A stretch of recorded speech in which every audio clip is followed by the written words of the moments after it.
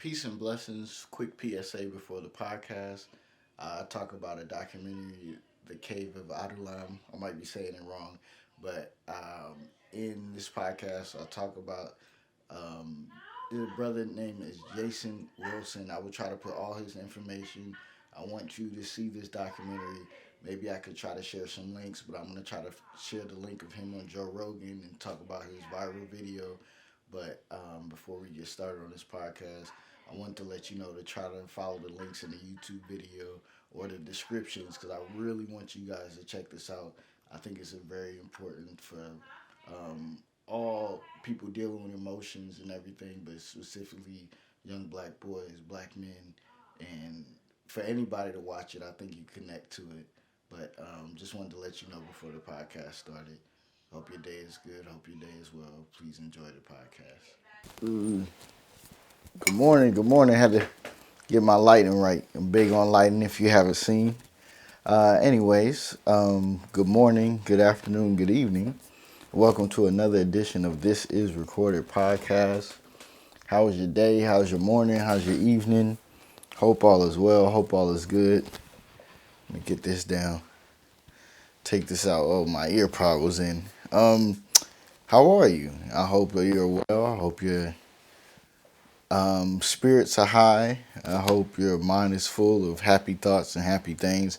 And I hope you are ready for another edition of This Is Recorded Podcast. I like to get the background. I feel like light is good. The outdoors is good. Moving around is good. Not staying closed in the house all the time. You don't want to do that. So I was like, hey, let me open up the blinds. It takes me a little minute to get the lighting right because it's outside and I have a light up here. So you got to figure it out. But you don't care about that. You came for the podcast. Man, this is my favorite time of year, man. You have the great holidays coming up. And even though I think for a lot of us, well, for people I grew up with and my family and different things, it ain't too much about the holiday, like specifically Thanksgiving or specifically Christmas. It's about the togetherness of family and coming together and, we listen to music, people may be drinking, having a good time, we cracking jokes and we eat, Christmas time you get gifts, so things like that is cool. I love this time of year. The leaves change. It looks real beautiful outside. Hot chocolate. I love hot chocolate. Seasonal stuff like that. And you just eat good. You hibernate. You take a good nap. You snuggle up. Sometimes you got fireplaces. Then Christmas time you have the different songs and music and everything that's going on. So this is just a great time, man. I just love it. I love, I can wear my hats and I can wear my hoodies and you can really dress up because you got to have like two outfits basically. You got to have your jacket and everything like that. And then when you take that off, you got to have another outfit. You want to wear boots, you get your boots off, your Timbs and all of that. And ladies get their boots off and everything. So it's just a beautiful time. So I hope you enjoying this time of year the same way I do. Also, November is going to go by very fast because I'm recording this actually on Sunday morning. So it's the 13th already. And before you know it, this week will go by. The next week will be Thanksgiving. And then after that, it'll be pretty much be over. November is over. So it's just crazy. Favorite time of year. I'll be interested to know in the comments or wherever, what is your favorite time of year? Because we all have our own. Summertime, of course, is great. But this time, it's like, for me, Halloween and Thanksgiving and Christmas and the New Year's is just kind of like bam, bam, bam, bam, bam. It's always something going on. There's something happening. So I love that time of year, man. I want to inform you that I did not get the opener gig, but I understand why. So there is hope at the end of the tunnel. They had a big opener that is like a big podcast called Big Facts that is kind of up and coming and big, but they're also signed to Charlemagne's network, the Black Effect Network. So you can't really defend yourself against that. So, and it was a smart move because it'll bring more to the city of Atlanta on Rory and Maul's part, and it'll bring more people to the show and things like that. So it's definitely a smart move. So it just felt like, and I was a little bit nervous, I ain't gonna lie, because it's just like first time you jump out there. but I think it gives me time to develop my craft and podcasting and ideas and different things I want to do. Because one thing you don't want to do is jump out there too soon. In life, you want to kind of slowly and gradually build your way up so you're prepared for that moment. You just don't want to jump out in that moment and, fall flat on your face sometimes. So it's bittersweet, but I mean, I listen to their podcast from time to time too, so it'll be cool. And I was getting ready to say I've never been to a live podcast, but I have been to the great Reggie Osei, Combat Jack.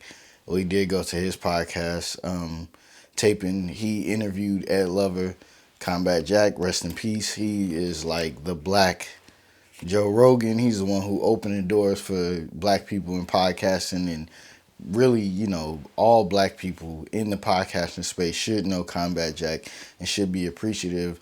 Once again, man, the two things that I feel very connected to and thankful for in life is that I got to meet Combat Jack and I got to meet Nipsey Hussle. Those are some like idols of some great people that like, hey man, this is like, I know I'm going in the right directions because we crossed paths, we shook hands with both of these people. So it was just amazing. But Combat Jack is just like, I mean, he's the man. So I did go there, but this will be my second live podcast. So while I'm there, I want to learn, I want to soak up game, and I want to know that I'm going to be on that stage. I'm going to tell you a little bit about the venue that they're having it at. It's a place called Center Stage, and Center Stage is a place where me and my wife love. It's like a smaller, intimate smaller, intimate concert venue, and has three different venues for, smaller acts, a little bit medium acts, and then bigger acts. And then it's just like we always see the best concerts there, and we usually see people when they up and coming. We seen her when she was up and coming, the group named Division. We seen Jid there. When J. Cole was doing the pop-up Dollar in the Dream shows, what he would do was he would just post the location of a place, and then it would be $1 to get in for all the college students and people that just love his music. It was great promotion, and he would just do a concert there, and we love it. We even thought about, man, if we had the money during the pandemic, we would have made them an offer they can't refuse to buy that place because we just love it. Pretty sure it was our first concert together, me and my wife. We seen Musiq Soulchild. So one day we will buy Center Stage. We speaking that to existence, man. We love that place. It's a great place. So I'm excited for tonight to soak up game, to learn, and just, man, to network, man. You got to get out of your comfort zones, because I was very nervous, because I'm like, I think with things we want in life, like sometimes you nervous a little bit, like what if I get it?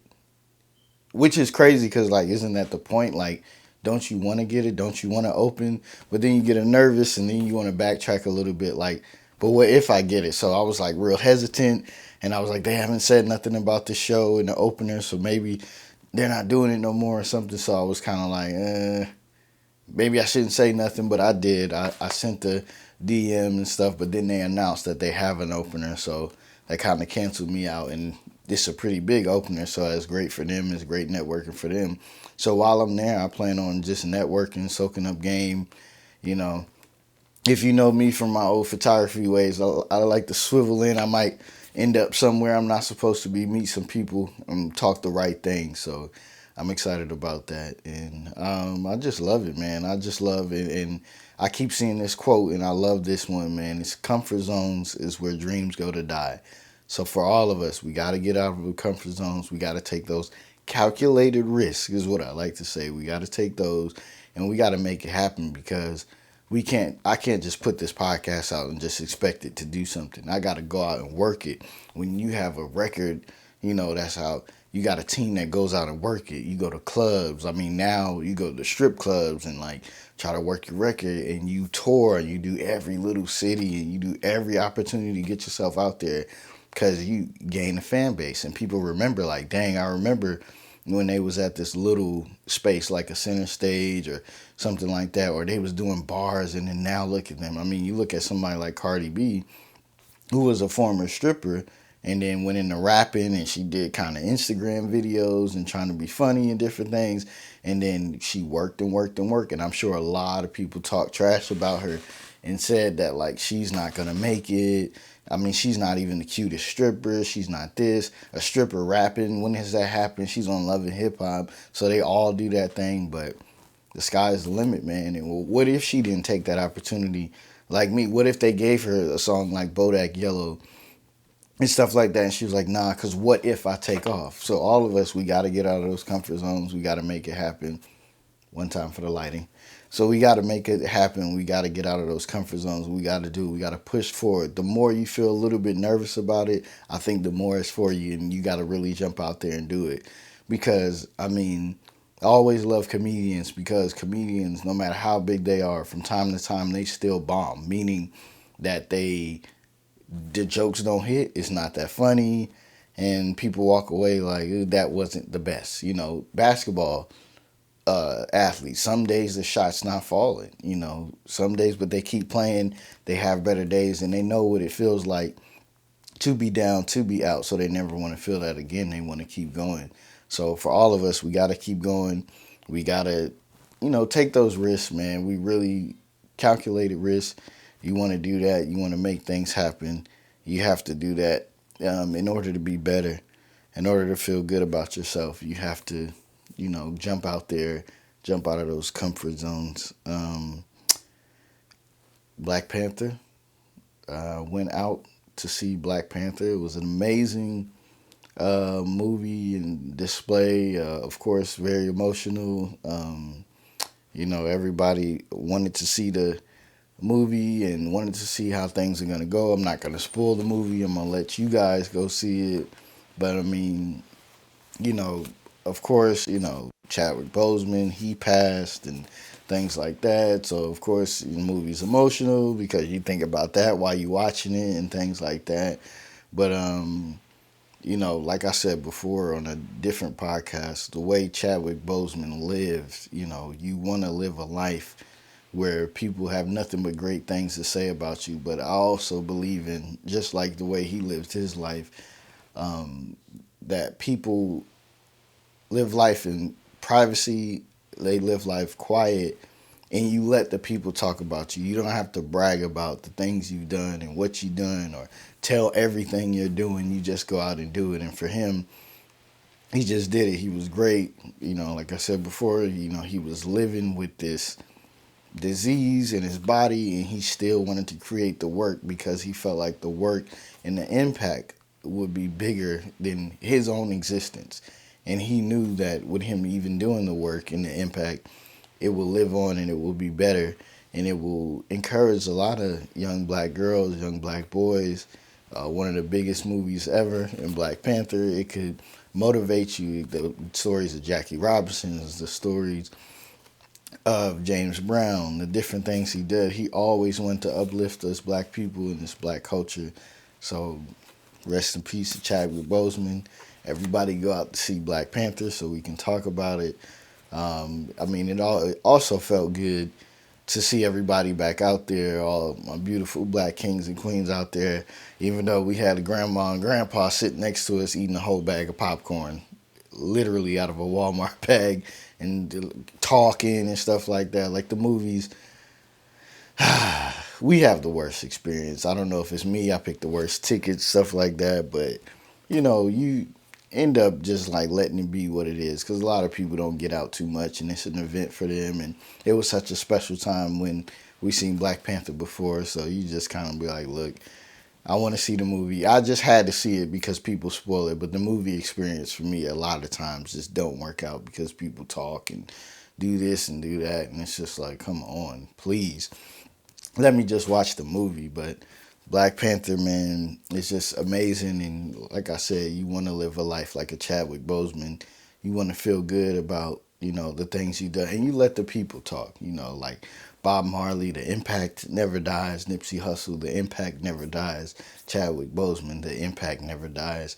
And, you start to think of these ideas and these sayings of like the good die young, things like that. And I just think like, I don't know, sometimes it feels almost like sacrificial that certain things happen because I think death is so final in a lot of ways. So you think about like, wow, like the world stops and the mind starts to go. And you start to think about like, damn, they really passed. So it's just like for Chadwick Boseman, like, wow, he did all these great things, and it's so final in his death that he really passed that it starts you to thinking like, I need to make a change, no matter how many times. That's why actions is better than stronger than words and louder than words because when I'm there for you, when I'm there when you down, when I'm there when you up, that speaks more volumes than me saying, "Hey, I'm gonna do it, man.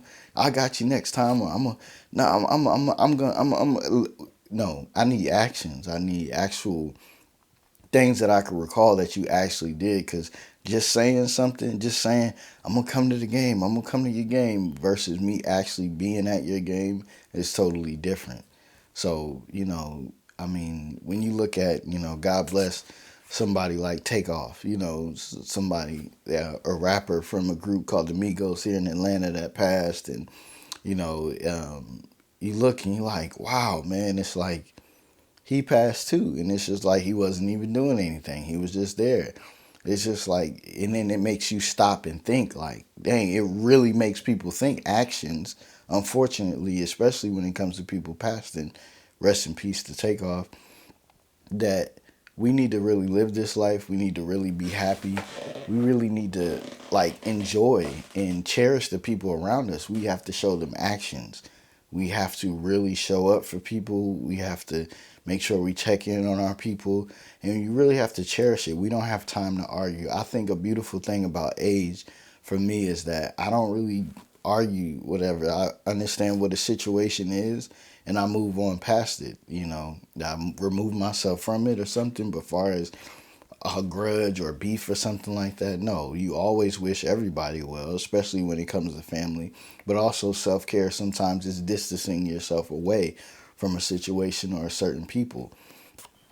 So in this life, I said that to say about the passing of these kings, man, is that you just want to live a good life. You want to be there for people. You want to help people, but you also got to be there for yourself because sometimes people don't have nobody to really lean on. So that self care and self motivation, things like that, is very important. So make sure you're doing that. Make sure you giving yourself a wellness day. Man, I can't think of the name. Of course, when the camera come on, uh, you self care day. So you want to do days like that, and it makes me think of like a Kendrick song from his first album. Well, I don't know. It's considered his second album, but Good Kid, Mad City, um, where he has a song called "Sing About Me," and he said, "Promise that you will sing about me." And it's just talking about different people and their situations and they're dying, and he's talking about like, I hope they remember the things I did, things like that. Like, I hope that you will sing about me after my death. And one things that I can say about death and different things is that like, I love a celebration of life. I don't love the whole sadness and the traditional way of people go out and they you know be really sad and stuff like that, and they really we at this funeral, everybody's sobbing, everybody's crying, and everybody is just sad and stuff like that. I love like how in New Orleans and things like that they celebrate life. They you know I think just as a wedding reception, we need to have a funeral, things like that, where we celebrate, we play music, we share stories. Um, Tears of joy, man. We need to have some tears of joy in celebrating our life. We need to play our favorite songs. We need to share the funny moments. We need to share like everything like that. We need to have beautiful pictures. We need to celebrate life. In the passing, I mean, you moved on to a different place, a greater place. I mean, maybe you reincarnated, who knows? But I just think we need to celebrate more of life and things like that in the person's life. The just traditional sad way, I don't really love that at all. totally against like the whole like just sad. We come here, we just sad. We say a few words, we just sad. Let's celebrate the life of this person and let's live and let's enjoy. So like New Orleans and other things we'll talk about later on. Yeah, let's celebrate life because it's beautiful when people like even through the pain we find time to smile and enjoy somebody's life and we can sing about somebody. One of my main reasons and the points I like to get to, I like to try to set up my podcast, talk a little bit in the middle, have a little fun, make it lighthearted, and then kind of towards the end bring it home. And ladies and gentlemen, this is a bring it home part. I watched a documentary, beautiful, beautiful documentary called Cave of Adullam. It's on ESPN Plus right now. Maybe it could come on Hulu. I'll check, but it's on ESPN Plus. Once again, it's called Cave of Adullam. And what it is about a karate instructor that instills karate, but also forms of like religious practices and stuff like that into his teaching for like young boys, young youth in the Detroit area. And what he does is he said that he learned through karate and through dealing with these young black boys in the Detroit area is that they didn't need more discipline, they needed more love.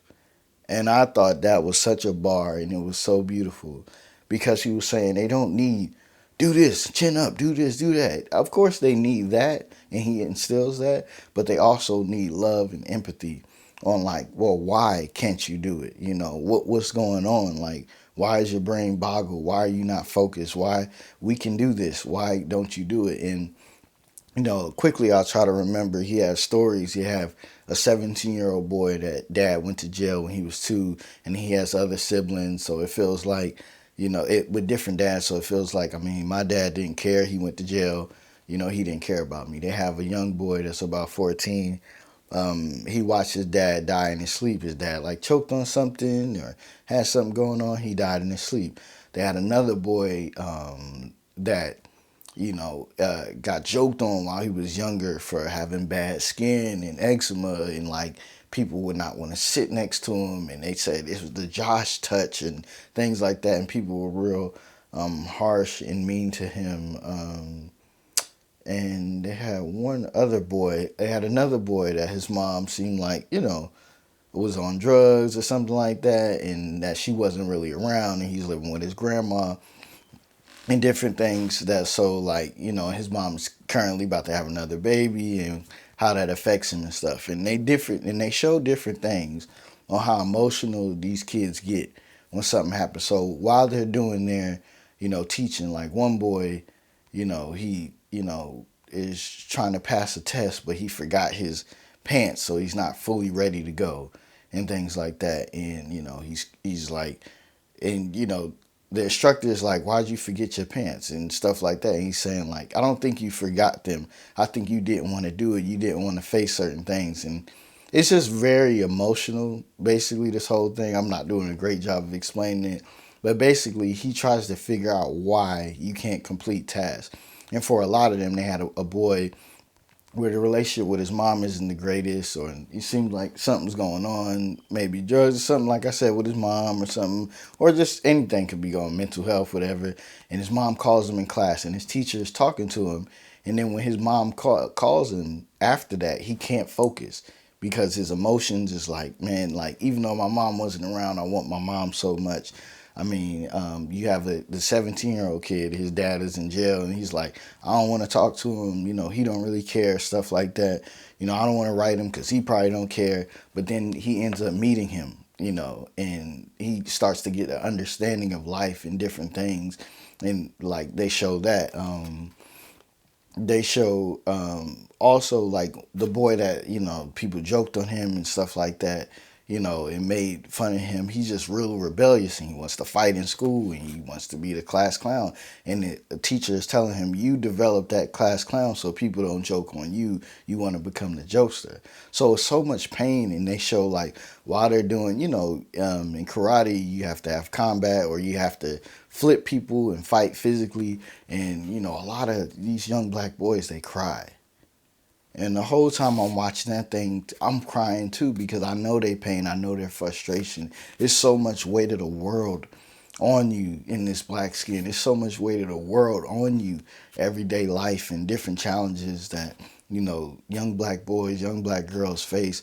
And I mean, one of them is that boy that, was cracking on his skin and he's just acting out in school and he has no real reason other than the things, that went on when he was younger. And one of the things, like when he was telling the story, even telling the story now about what happened to him when he was a kid, he's still crying and stuff like that. It hurts him deeply, so he rebels. And what the teacher instructed, one of his instructions was, it said, look, come here. I want your dad to come over here. And I want you to get on his back and lay on him while he does push-ups. And it was so emotional because his dad is doing push-ups and he starts with him on his back and he starts to really struggle. And he's saying this is what happens with your dad when he goes out in the world. He's trying to lift you up and he's trying to hold you up at the same time. Eventually he's going to quit. But then he tells the boy on his back, you help him lift up with him. Every time he breathes out, y'all both get up together. And then in that, it showed that it makes it easier. And the lesson in it was when we try together, we can make things happen. We can, make it better, and it was such a beautiful moment to see and a beautiful thing because it's showing that we got to do it together. And for a lot of young black kids, it's just a lot of pain and a lot of struggle and you feel like nobody cares and different things. So you go through that. But when you help each other, especially for young black boys, this boy was fortunate enough to have his father, but for young black boys that don't have their father, for your mom, you could do the same exercise. She's trying to do push-ups with you on her back. You got to help her out. And when you help her out, y'all could push together and y'all could make things happen. But it was just so emotional because even they had the boy with his mom having a kid and they had a discussion at the dinner table and they were preparing the boy because like older people, when you're younger, you getting older, you're a teen, you think you know better, you're smarter, I can figure this out. But you don't. So they talked to him and they was preparing him. They said like, look, I know your mom is going to have another kid. I know you weren't around with her growing up. We just want to prepare you and let you know that we're here for you, just in case, you need us or if you feel a kind of way because, she will have her baby and she didn't have you her whole life. And then, he was like, no, I'm fine, I'm fine. And then when they saying, I just want to prepare you because if you feel a little bit left out, we understand. And he starts crying because he did feel like, well, damn, like this is where you're going to have a baby and you're going to have this baby, but you didn't have me my whole life. So this whole documentary, Cave of Adulam, I have to get this brother's name that's doing it. It's on ESPN Plus, but he's a great follow. He's been on the Breakfast Club before. He's been going viral for his teachings on every time somebody fails, he tries to talk through it with them, like, why are you failing? Get to the emotional. And I feel that for a lot of us, young black people or black people in general, we have all these emotions. We have so many tears, man. I'm at my nephew's football game yesterday, and these kids playing football, so it's rough, and they, out there, and then they start fighting. They really start fist fighting, even though they got helmets on, and they just start fighting, and then so now some adults jump in and start hitting kids, and I'm just there watching it after watching this documentary, after watching Black Panther and different things, and I'm just like, it's so much pain. It's so much pain from the black community. It's so much hurt there, and there's so many emotions, and we have to learn to deal with our emotions, feel our emotions, because there is no doubt we are behind emotionally and financially. Like, we're fighting a battle that's a losing battle because we got pushed so far behind. But we have to find different resolutions. We shouldn't be fighting our brother and sister. We should be helping them up. We should help them do them push-ups as well. We got to help each other. We got to treat each other. And we got to come forward to your emotions. Don't fight it. Don't run from it. Go towards your emotions. Feel your emotions. Be your emotions. Love your emotions. And learn to be a better person. Learn to live with peace. Because in this world and in this life, all we want is peace. especially all my beautiful black kings and queens. All we want is peace. So it's just like, man, I'm gonna title this "So Many Tears." There's so many tears, but let them out today. Whatever's hurting you, whatever's harming you, speak about it, talk about it, because time is not on our side. So we want to do that. We want to, man, live this life to the fullest. You only get one in this form that we know of, like I said. So we want to live this life. We want to be happy. We want to have friends and have family. And I speak in existence that you treat yourself today. Watch the Cave of Adulam on ESPN Plus. I'm gonna find other places, but have something to look forward to this week. Plan something for this Thursday, this Friday, this weekend that you're gonna do it yourself to make yourself feel happy, or with your family, or something. Plan a surprise for somebody. Do something positive. Love yourself. Love this life. I speak into existence. Something to look forward to this week, and this is recorded.